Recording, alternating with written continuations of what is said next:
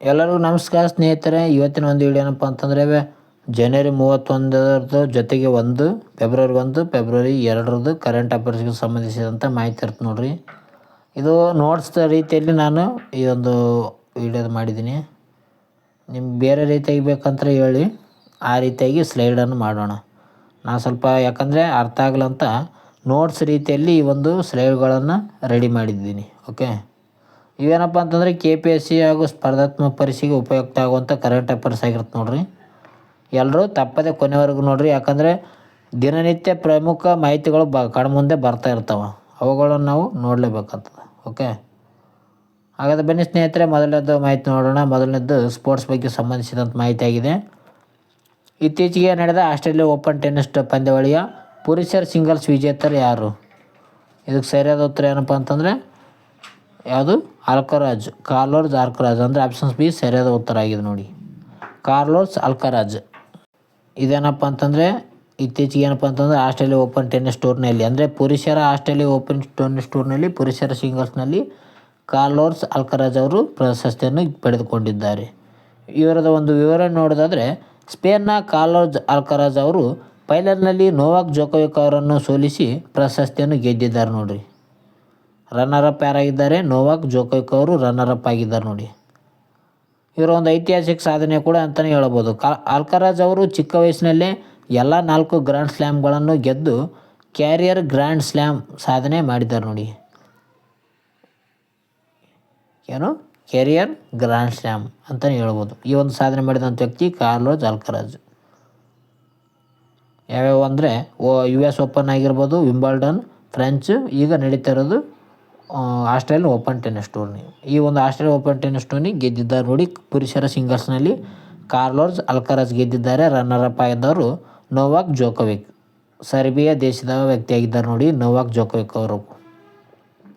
ನೋಡಿ ಸ್ನೇಹಿತರೆ, static GK ನೋಡೋದಾದರೆ ಈ ಒಂದು ಗ್ರ್ಯಾಂಡ್ ಸ್ಲ್ಯಾಮ್ ಸಂಬಂಧಿಸಿದಂಥ ಮಾಹಿತಿ ಕೊಟ್ಟಿದ್ದಾರೆ. ಒಟ್ಟು 4 ಗ್ರ್ಯಾಂಡ್ ಸ್ಲ್ಯಾಮ್ ಕಂಡು ಬರ್ತವೆ. ಇದರಲ್ಲಿ ಆಸ್ಟ್ರೇಲಿಯಾ ಓಪನ್ ಇದು ಹಾರ್ಡ್ ಕೋರ್ಟ್ ಆಗಿದೆ ನೋಡಿ. ನಂತರ ಫ್ರೆಂಚ್ ಬರ್ತದೆ, ಇದು ಕ್ಲೇ ಕೋರ್ಟ್ ಆಗಿದೆ. ನಂತರ ವಿಂಬಲ್ಡನ್ ಇದು ಗ್ರಾಸ್ ಕೋರ್ಟ್ ಆಗಿದೆ. ನಂತರ US ಓಪನ್ ಇದು ಹಾರ್ಡ್ ಕೋರ್ಟ್ ಆಗಿದೆ. ಇಲ್ಲಿ 2 ಹಾರ್ಡ್ ಕೋರ್ಟು ಮತ್ತು 1 ಕ್ಲೇ ಕೋರ್ಟು, ಗ್ರಾಸ್ ಕೋರ್ಟು ಈ ರೀತಿಯಾಗಿ ನಾವು ನೋಡ್ಬೋದು. ಇವುಗಳ ಬಗ್ಗೆ ಕೂಡ ಕೇಳ್ತಾರೆ ನೋಡಿರಿ. ಆಸ್ಟ್ರೇಲಿಯಾ ಓಪನ್ ಟೆನ್ನಿಸ್ ಟೂರ್ನಿ ಯಾವ ಒಂದು ಥರದ ಕೋರ್ಟ್ ಆಗಿದೆ ಅಂದರೆ ಹಾರ್ಡ್ ಕೋರ್ಟಾ, ಏನು ಕ್ಲೇ ಕೋರ್ಟಾ, ಹೆಂಗೆ ಗ್ರಾಸ್ ಕೋರ್ಟ್ ಅಂತ ಕೇಳ್ಬೋದು. ಒಂದಿಷ್ಟು ಬೇರೆ ರೀತಿಯನ್ನು ಕೂಡ ಕೇಳ್ಬೋದು ನೋಡಿರಿ. ನೋಡಿ ಸ್ನೇಹಿತರೆ, ಇದು ನಿಮ್ಗೆ ಅಂದರೆ ಸ್ವಲ್ಪ ಅರ್ಥ ಆಗಲಿ, ಸ್ವಲ್ಪ ಚೆನ್ನಾಗಿ ಕಾಣಲಂತ ಈ ರೀತಿಯಾದಂಥ ಸ್ಲೈಡ್ ಮಾಡಿದ್ದೀನಿ. ಇದು ನಿಮ್ಗೆ ಇಷ್ಟ ಆಯಿತು ಅಂದರೆ ಕಾಮೆಂಟ್ ಮೂಲಕ ತಿಳಿಸಿ, ಇಲ್ಲ ಬೇರೆ ರೀತಿ ಬೇಕಂದರೆ ಬೇರೆ ರೀತಿ ಮಾಡೋಣ. ಓಕೆ, ಮುಂದಿನ ಒಂದು ಪ್ರಶ್ನೆ ಬಂತು ನೋಡಿರಿ. ಇದು ಕೂಡ ಈ ಒಂದು ಟೆನ್ನಿಸ್ ಟೂರ್ನಿ ಬಗ್ಗೆ ಸಂಬಂಧಿಸಿದಂಥ ಮಾಹಿತಿ ಅದ. ಮಹಿಳಾ ಸಿಂಗಲ್ಸ್ ವಿಭಾಗದಲ್ಲಿ ಅರಿನಾ ಸಬಲೆಂಕಾ ಅವರನ್ನು ಸೋಲಿಸಿ ಚಾಂಪಿಯನ್ ಆದವರು ಯಾರು? ಈ ಒಂದು ಆಸ್ಟ್ರೇಲಿಯಾ ಓಪನ್ಸ್ನಲ್ಲಿ ಮಹಿಳಾ ಸಿಂಗಲ್ಸ್ನಲ್ಲಿ ಅರಿನಾ ಸಬಲೆಂಕಾ ಅವರನ್ನು ಸೋಲಿಸಿದ ಯಾರು ವಿಜೇತರಾಗಿದ್ದಾರೆ ಅಂತ ಕೇಳಿದ್ದಾರೆ. ಈಗ Swiatek, Coco Gauff, Elena Rybakina, Ashleigh Barty. ಸರಿಯಾದ ಉತ್ತರ ಆಪ್ಷನ್ ಸಿ ನೋಡಿ, ಎಲೆನಾ ರೈಬಾಕಿಯಾ ಅವರು ಈ ಒಂದು ಆಸ್ಟ್ರೇಲಿಯಾ ಓಪನ್ ಟೆನ್ನಿಸ್ ಟೂರ್ನಿ ಮಹಿಳಾ ಸಿಂಗಲ್ಸ್ನಲ್ಲಿ ಪ್ರಶಸ್ತಿಯನ್ನು ಪಡೆದುಕೊಂಡಿದ್ದಾರೆ. ಎಲೆನಾ ರೈಬಾಕಿಯಾ. ಇವರನ್ನು ನೋಡೋದಾದರೆ ಎಲೆನಾ ರೈಬಾಕಿಯಾ ಇವರು ಕಜಕಿಸ್ತಾನ್ ದೇಶದ ಆಟಗಾರ್ತಿ ಆಗಿದ್ದಾರೆ ನೋಡಿ. ಇವು ಯಾವ ದೇಶ ಅಂತ ಕೂಡ ಕೇಳ್ಬೋದು ನೋಡಿರಿ. ಕಜಕಿಸ್ತಾನ್ ದೇಶದ ಆಟಗಾರ್ತಿ. ಮುಖ್ಯಾಂಶಗಳು ನೋಡೋದಾದರೆ ಇವರು ಫೈನಲ್ನಲ್ಲಿ ಅರಿನಾ ಸಬಲೆಂಕಾ ಅವರನ್ನು ಸೋಲಿಸಿದರು. ಸಬಲೆಂಕಾ ಅವರು ಸತತ 2ನೇ ಬಾರಿಗೆ ಫೈನಲ್ನಲ್ಲಿ ಸೋಲು ಕಂಡಿದ್ದಾರೆ. ರನ್ನರ್ ಅಪ್ ಆದಂಥ ಒಂದು ಬೆಲಾರಸ್ನ ಅರಿನಾ ಸಬಲೆಂಕಾ ಯಾವ ದೇಶ ಅಂತ ಕೂಡ ನೋಡ್ಬೋದು. ಬೆಲಾರಸ್ ನೋಡಿ. ಎಲೆನಾ ರೈಬಾಕಿಯಾ ಇವರು ಕಜಕಿಸ್ತಾನ್ ದೇಶದವರು. ಇಲ್ಲಿ ನಾವು ಟೆನ್ನಿಸ್ ಟೂರ್ನಿ ಬಗ್ಗೆ ಕೂಡ ಇದು ಕೊಟ್ಟಿದ್ದಾರೆ ನೋಡಿ ಚಿತ್ರ. ಸ್ನೇಹಿತರೆ, ಚಿತ್ರ ಬಂದಿದ್ದೀನಿ, ಚಿತ್ರನ ನಾವು ನೋಡಬಹುದು. ಯಾವ ರೀತಿಯಾಗಿ ರೈಬಾಕಿಯಾ ಈ ಕಡೆ ಲೆಫ್ಟ್ ಸೈಡಲ್ಲಿದ್ದಾರೆ, ಸಬಲೆಂಕಾ ರೈಟ್ ಸೈಡಲ್ಲಿದೆ. ಇವ್ರ ನಡುವೆ ಏನಪ್ಪ ಅಂತ ಟೆನ್ನಿಸ್ ಟೂರ್ ನಡೀತು. ಅದರಲ್ಲಿ ರೈಬಾಕಿಯಾ ವಿಜೇತರಾಗಿದ್ದಾರೆ ನೋಡಿ. ಕಜಕಿಸ್ತಾನದ ಎಲೆನಾ ರೈಬಾಕಿಯಾ, ಬೆಲಾರಸ್ನ ಅರಿನಾ ಸಬಲೆಂಕಾ. ಇವ್ರ ದೇಶ ಕೂಡ ನೆನ್ಪಿಟ್ಕೊಳ್ರಿ. ಓಕೆ, ಇದೇನಪ್ಪ ಅಂತಂದರೆ ಆಸ್ಟ್ರೇಲಿಯಾ ಓಪನ್ ಟೆನ್ನಿಸ್ ಟೂರ್ನಿ ಮಹಿಳಾ ಸಿಂಗಲ್ಸ್ನ ವಿಜೇತರು ಎಲೆನಾ ರೈಬಾಕಿಯಾ. ಮುಂದೆ ಪಾಲಿಟಿ ಬಗ್ಗೆ ಸಂಬಂಧಿಸಿದಂಥ ಒಂದು ಮಾಹಿತಿ ಅದ. Union budget records. ಪ್ರಶ್ನೆ, ಸತತ 9ನೇ ಬಾರಿ ಕೇಂದ್ರ ಬಜೆಟ್ ಮಂಡಿಸುವ ಮೂಲಕ ಹೊಸ ದಾಖಲೆ ಬರೆದವರು ಯಾರು ಅಂತ ಕೇಳಿದ್ದಾರೆ. ಪಿ. ಚಿದಂಬರ್, ನಿರ್ಮಲಾ ಸೀತಾರಾಮನ್, ಮನಮೋಹನ್ ಸಿಂಗ್, ಪ್ರಣಬ್ ಮುಖರ್ಜಿ. ಇದಕ್ಕೆ ಸರಿಯಾದ ಉತ್ತರ ನಿರ್ಮಲಾ ಸೀತಾರಾಮನ್ ನೋಡ್ರಿ. ಆಪ್ಷನ್ಸ್ ಬಿ ಸರಿಯಾದ ಉತ್ತರ. ನಿರ್ಮಲಾ ಸೀತಾರಾಮನ್ ಅವ್ರು ಸರಿಯಾದ ಉತ್ತರ ಆಗಿದೆ. ಇವರು ದಾಖಲೆ ನೋಡೋದಾದರೆ ನಿರ್ಮಲಾ ಸೀತಾರಾಮನ್ ಅವರು ಸತತ 9ನೇ ಬಾರಿಗೆ ಬಜೆಟನ್ನು ಮಂಡಿಸಿದ್ದಾರೆ. ಈ ಮೂಲಕ ಏನಪ್ಪ ಅಂತಂದರೆ ಅವರು ಮೊರಾರ್ಜಿ ದೇಸಾಯಿ ಅವರ ಒಂದು ಮತ್ತು ಪಿ. ಚಿದಂಬರ್ ಅವರ ಒಂದು ದಾಖಲೆಯನ್ನು ಮುರಿದಿದ್ದಾರೆ ಅಂತ ಹೇಳ್ಬೋದು ನೋಡಿ. ಪಿ. ಚಿದಂಬರ್ ಮತ್ತು ಮೊರಾರ್ಜಿ ದೇಸಾಯಿ ಅವರ ಒಂದು ದಾಖಲೆಯನ್ನು ಮುರಿದಂಥ ಒಂದು ಸಚಿವ ಯಾರಂದರೆ ನಿರ್ಮಲಾ ಸೀತಾರಾಮನ್ ಆಗಿದ್ದಾರೆ ನೋಡಿ. ಅವರು 9ನೇ ಬಾರಿ ಬಜೆಟನ್ನು ಮಂಡನೆ ಮಾಡಿದ್ದಾರೆ. ಇಲ್ಲಿ ಸ್ವಲ್ಪ ಸ್ಟ್ಯಾಟಿಕ್ ಜಿಕೆ ಇದೆ ನೋಡಿ. ಸಂವಿಧಾನದ ಮೂಲ ಅಂತಲೇ ಹೇಳ್ಬೋದು ನಾವು. Constitutional corner. ಭಾರತ ಸಂವಿಧಾನದಲ್ಲಿ ಬಜೆಟ್ ಎಂಬ ಪದ ಇಲ್ಲ ನೋಡ್ರಿ. ಸಂವಿಧಾನದ ವಿಧಿ 112 ಇದು ವಾರ್ಷಿಕ ಹಣಕಾಸು ಎಂಬ ಹೇಳಿಕೆ ನೀಡಿದೆ. ಸಂವಿಧಾನದಲ್ಲಿ ಕಂಡುಬರುವಂಥ ಆರ್ಟಿಕಲ್ 112 ಏನು ಹೇಳುತ್ತಂದ್ರೆ ವಾರ್ಷಿಕ ಹಣಕಾಸು ಎಂಬ ಹೇಳಿಕೆ ಈ ಒಂದು ವಿಧಿಯಲ್ಲಿ ಕಂಡು ಬರ್ತದೆ.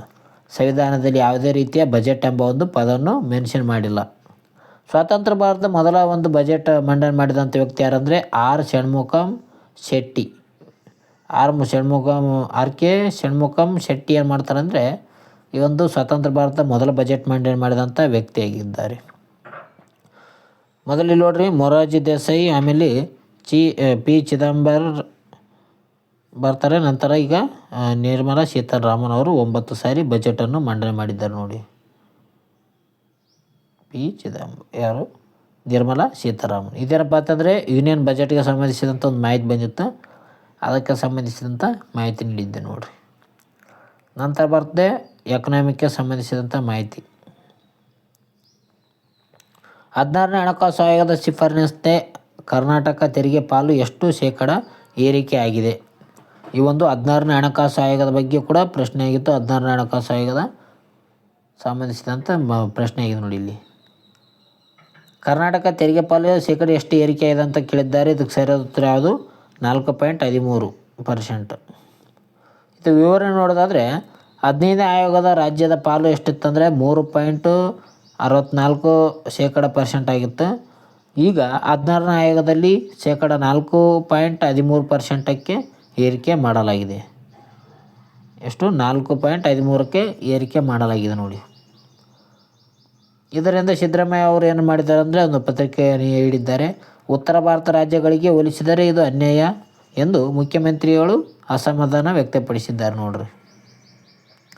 ಮೊದಲು 15ನೇ ಹಣಕಾಸು ಆಯೋಗಕ್ಕೆ ಸಂಬಂಧಿಸಿದಂತೆ 3.64% ಇತ್ತು. ಈಗ 4.13% ಅಷ್ಟೇ ಏರಿಕೆಯಾಗಿದೆ. ಇದಕ್ಕಾಗಿ ಸಿದ್ದರಾಮಯ್ಯ ಮುಖ್ಯಮಂತ್ರಿಗಳು ಏನು ಹೇಳಿದ್ದಾರೆ ಅಂದರೆ ಉತ್ತರ ಭಾರತಕ್ಕೆ ಹೋಲಿಸಿದರೆ ಇದು ಅನ್ಯಾಯ ಎಂದು ಮಾಹಿತಿಯನ್ನು ನೀಡಿದ್ದಾರೆ. ಯಾಕಂದರೆ ಅತಿ ಹೆಚ್ಚು ಅಲ್ಲೇ ನೀಡಲಾಗುತ್ತದೆ ಷೇರನ್ನು. ಸ್ಟ್ಯಾಟಿಕ್ ಜಿಕೆಯಲ್ಲಿ ನೋಡೋದಾದರೆ ಹಣಕಾಸು ಆಯೋಗದ ಬಗ್ಗೆ ಕೊಟ್ಟಿದ್ದಾರೆ ನೋಡ್ರಿ. 280ನೇ ವಿಧಿ ಹಣಕಾಸು ಆಯೋಗಕ್ಕೆ ಸಂಬಂಧಿಸಿದಂಥ ಮಾಹಿತಿಯನ್ನು ನೀಡುತ್ತದೆ. ಈ ಹಣಕಾಸು ಆಯೋಗಕ್ಕೆ ಸಂಬಂಧಿಸಿದಂಥ ಅಧ್ಯಕ್ಷರನ್ನು ನೇಮಕ ಮಾಡೋದು ಯಾರಪ್ಪ ಅಂತಂದರೆ ರಾಷ್ಟ್ರಪತಿಯವರು ನೇಮಕ ಮಾಡ್ತಾರೆ. ಇದರ ಒಂದು ಕೆಲಸ ಏನಪ್ಪ ಅಂತಂದರೆ ಹಣಕಾಸು ಆಯೋಗದ ತೆರಿಗೆ ಹಂಚಿಕೆ ಮಾಡೋದಾಗಿತ್ತು ನೋಡಿ. ತೆರಿಗೆ ಹಂಚಿಕೆ ಮಾಡೋದು ಈ ಒಂದು ಹಣಕಾಸು ಆಯೋಗದ ಪ್ರಮುಖ ಕಾರ್ಯ ಆಗಿರ್ತದೆ.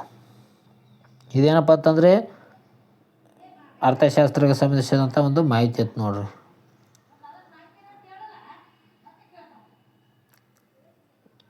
ಆಮೇಲೆ ಬರ್ತು ನೋಡಿ ಸೋಷಿಯಲ್ ಆರ್ಗನ್ ಡೊನೇಷನ್ ರ್ಯಾಂಕಿಂಗ್. ಇದು ಕೂಡ ಇಂಪಾರ್ಟೆಂಟ್ ಆಗಿದೆ. ಇತ್ತೀಚೆಗೆ ವರದಿಯ ಪ್ರಕಾರ ಅಂಗಾಂಗ ದಾನದಲ್ಲಿ ಕರ್ನಾಟಕ ರಾಜ್ಯ ದೇಶದಲ್ಲಿ ಎಷ್ಟನೇ ಸ್ಥಾನವನ್ನು ಪಡೆದುಕೊಂಡಿದೆ? ಸರಿಯಾದ ಉತ್ತರ ಏನಂದರೆ 3ನೇ ಸ್ಥಾನ ಪಡೆದುಕೊಂಡಿದೆ ನೋಡಿ ಸ್ನೇಹಿತರೆ. ಕರ್ನಾಟಕ 3ನೇ ಸ್ಥಾನವನ್ನು ಪಡೆದುಕೊಂಡಿದೆ.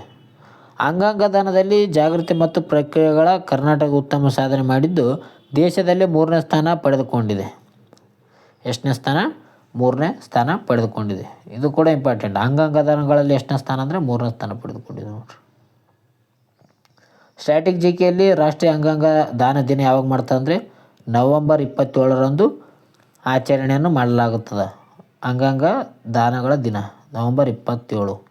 ನೋಡಲ್ ಏಜೆನ್ಸಿ ಇದರ ಒಂದು ಆಗಿದೆ ನೋಡಿ, ನೋಟೋ ಅಂತ ಹೇಳ್ಬೋದು ನಾವು. National organ and tissue transplant organisation ಎಂಬ ಮಾಹಿತಿಯನ್ನು ನೀಡುತ್ತದೆ. ನೋಟದ ಫುಲ್ ಫಾರ್ಮ್ ಏನಪ್ಪ ಅಂತಂದರೆ national organ and tissue transplant organisation ಎಂಬ ಒಂದು ಫುಲ್ ಫಾರ್ಮನ್ನು ನೀಡ್ಬೋದು ನಾವು. ಇದು ಅಂಗಾಂಗ ದಾನಗಳಿಗೆ ಸಂಬಂಧಿಸಿದಂಥ ಮಾಹಿತಿ ಆಗಿತ್ತು ನೋಡಿರಿ. ಇದು ಕರ್ನಾಟಕ ಎಷ್ಟನೇ ಸ್ಥಾನ ಅಂತಂದ್ರೆ 3ನೇ ಸ್ಥಾನ ಆಗಿದೆ. 1 ಮತ್ತು 2 ಅವು ನೀವು ಕಮೆಂಟ್ ಮೂಲಕ ತಿಳಿಸಿ. ಓಕೆ, ಆನ್ಲೈನರ್ ಇದ್ದಾವೆ ನೋಡಿರಿ. ಆನ್ಲೈನರಲ್ಲಿ ನೋಡ್ಕೊಂಬಿಡೋಣ. ಆಸ್ಟ್ರೇಲಿಯಾ ಓಪನ್ ಪುರುಷರ ಗೆದ್ದವರು ಯಾರಪ್ಪ ಅಂತಂದರೆ ಕಾರ್ಲೋಸ್ ಅಲ್ಕರಾಜ್ ಅವರು ಪುರುಷರ ಒಂದು ಓಪನ್ ಟೆನ್ನಿಸ್ ಟೂರ್ನಲ್ಲಿ ಪ್ರಶಸ್ತಿಯನ್ನು ಪಡೆದುಕೊಂಡಿದ್ದಾರೆ. ಕ್ಯಾರಿಯರ್ ಗ್ರ್ಯಾಂಡ್ ಸ್ಲಾಮ್ ಎಂಬ ಒಂದು ಸಾಧನೆಯನ್ನು ಮಾಡಿದ್ದಾರೆ. ಆಸ್ಟ್ರೇಲಿಯನ್ ಓಪನ್ ಮಹಿಳೆಯರಲ್ಲಿ ಎರಿನಾ ರೈಬಾಕಿಯವರು ಪಡೆದುಕೊಂಡಿದ್ದಾರೆ. ಇವರು ಕಜಕಿಸ್ತಾನ್ ದೇಶದವರು. ಇವರು ರನ್ನರ್ ಅಪ್ ಆದಂಥ ವ್ಯಕ್ತಿ ಯಾರಂದರೆ ಅರಿನಾ ಸಬಲೆಂಕಾ ಇವರು ಸೋತಿದ್ದಾರೆ. ಇವರು ಬೆಲಾರಸ್ ದೇಶದವರ ವ್ಯಕ್ತಿಯಾಗಿದ್ದಾರೆ. ನಂತರ ಬಜೆಟ್ಗೆ ಸಂಬಂಧಿಸಿದಂಥ ಬಜೆಟ್ ದಾಖಲೆ ಬಗ್ಗೆ ನೋಡ್ಬೋದು. ನಿರ್ಮಲಾ ಸೀತಾರಾಮನ್ರವರು ಸತತ 9ನೇ ಬಾರಿ ಬಜೆಟನ್ನು ಮಂಡನೆ ಮಾಡಿದ್ದಾರೆ. ಕರ್ನಾಟಕ ತೆರಿಗೆ ಪಾಲು -4.13%ಕ್ಕೆ ನೀಡಲಾಗಿದೆ ನೋಡಿ. ಇದು 16ನೇ ಹಣಕಾಸು ಆಯೋಗ ನೀಡಿದೆ. ಹಾಗಾದರೆ 16ನೇ ಹಣಕಾಸು ಆಯೋಗದ ಈಗ ಪ್ರಸ್ತುತ ಮುಖ್ಯಸ್ಥರು ಯಾರಿದ್ದಾರೆ ಅಂತ ಕಮೆಂಟ್ ಮೂಲಕ ತಿಳಿಸಿ. 16ನೇ ಆಯೋಗದ ಪ್ರಸ್ತುತ ಮುಖ್ಯಸ್ಥರು ಯಾರಂತ ಕಮೆಂಟ್ ಮೂಲಕ ತಿಳಿಸಿ. ನಂತರ ಬರ್ತದೆ ಅಂಗಾಂಗ ದಾನ. ಕರ್ನಾಟಕ ಎಷ್ಟನೇ ಸ್ಥಾನ ಅಂದರೆ 3ನೇ ಸ್ಥಾನ ಪಡೆದುಕೊಂಡಿದೆ. ಇದೇನಪ್ಪ ಅಂತಂದ್ರೆ ಪ್ರಮುಖ ಕರೆಂಟ್ ಅಫೇರ್ಸ್ ಆಗಿರುತ್ತೆ ನೋಡಿರಿ. ಈ ನೋಟ್ಸ್ಗಳನ್ನು ಒಮ್ಮೆ ಏನು ಮಾಡ್ಬೇಕಂದ್ರೆ ಪುನರಾವರ್ತನೆ ಮಾಡಿಕೊಳ್ಳ್ರಿ. ಮುಂದಿನ ತರಗತಿಯಲ್ಲಿ ಭೇಟಿ ಆಗೋಣ ಫ್ರೆಂಡ್ಸ್. ಟೇಕ್ ಕೇರ್, ಬಾಯ್. ಅದರ ಜೊತೆಗೆ ನೀವೇನಾದರೂ ನಮ್ಮ ಚಾನಲ್ ಹೊಸಬರಾದರೆ ಶೇರ್ ಮಾಡಿ, ಸಬ್ಸ್ಕ್ರೈಬ್ ಮಾಡಿ, ಲೈಕ್ ಮಾಡಿ. ಈ ಒಂದು ವಿಡಿಯೋ ಇಷ್ಟ ಆಯ್ತು ಅಂದರೆ ಲೈಕ್ ಮಾಡಿ. ಜೊತೆಗೆ ಈ ಒಂದು ಸ್ಲೈಡ್ ಬೇಡ, ಬೇರೆ ರೀತಿಯಾಗಿ ನಮಗೆ ಸ್ಲೈಡ್ ಬೇಕು ರೀ ಸರ್ ಅಂತಂದರೆ ಬೇರೆ ರೀತಿಯಾದ ಸ್ಲೈಡನ್ನು ಹಾಕ್ತೀವಿ. ನೀವು ಕಮೆಂಟ್ ಮೂಲಕ ತಿಳಿಸಿ. ಓಕೆ, ಕಮೆಂಟ್ ಅದಾಗಿ ಹೇಳ್ರಿ. 16ನೇ ಹಣಕಾಸು ಆಯೋಗದ ಮುಖ್ಯಸ್ಥರು ಯಾರಿದ್ದಾರೆ ಪ್ರಸ್ತುತ? KS ಟ್ಯೂಟೋರಿಯಲ್ ಅನ್ಬೋದು. ಏನಪ್ಪ ಅಂತಂದರೆ ನಿಮ್ಮ ಸಕ್ಸಸ್ ಪಾರ್ಟ್ನರ್ ಅಂತಲೇ ಹೇಳ್ಬೋದು ನಾವು. ಓಕೆ ಫ್ರೆಂಡ್ಸ್, ಟೇಕ್ ಕೇರ್, ಬಾಯ್. ಮುಂದಿನ ವಿಡಿಯೋದಲ್ಲಿ ಸಿಗೋಣ. ಟೇಕ್ ಕೇರ್, ಬಾಯ್.